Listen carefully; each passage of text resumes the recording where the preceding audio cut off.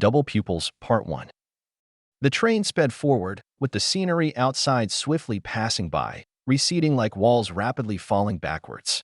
The desolation of winter rendered the landscape Zhuang Rui saw barren and bare. After gazing at the scenery outside for a while, Zhuang Rui, finding it dull, lay down to sleep. He was jolted awake after an unknown duration by a loud rumbling sound. Looking out the window, he realized they had reached Nanjing, crossing the Yangtze River Bridge.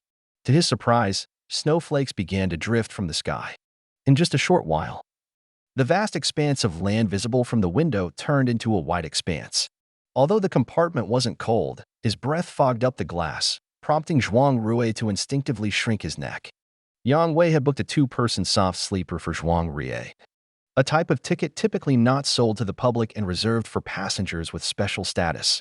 Zhuang Rui wondered what connections Yang Wei had used to secure two tickets. Even the train attendants gave Zhuang Rui and his mother, dressed plainly, an extra glance. With their service exceptionally attentive, a stark contrast to the treatment Zhuang Rui experienced during his student days on crowded trains. Zhuang Rui felt immensely grateful for his elder brother's care. Every time the train stopped at a station and he saw crowds swarming like ants, he couldn't help but feel his scalp tingle. The hordes of passengers disembarking surged towards the stationary train in a shepherd-like rush, their pleas and exclamations to let them through incessant. The number of people returning home during the spring festival travel rush was overwhelming. Many couldn't wait to board through the doors and instead climbed in through the open windows. One could only imagine how packed the regular compartments were, resembling sardine cans filled with people, undoubtedly an uncomfortable experience. Turning his gaze away from the window, Zhuang Rui looked at his sleeping mother. His recent injury had caused her much fatigue. The loud noise of the train crossing the Yangtze River Bridge hadn't been enough to wake her. Zhuang's mother's face seemed more aged and haggard than during Zhuang Rui's last visit home. Nearing 60, he couldn't help but feel guilty for rarely calling home and making her worry and toil due to his situation, reflecting on his lack of filial piety.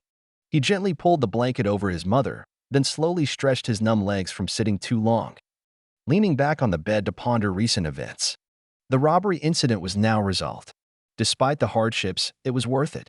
The Pawnshop was a subsidiary of the city investment company. Becoming a manager there not only promised a better salary, but more importantly, it offered a chance to enter the government's official staff.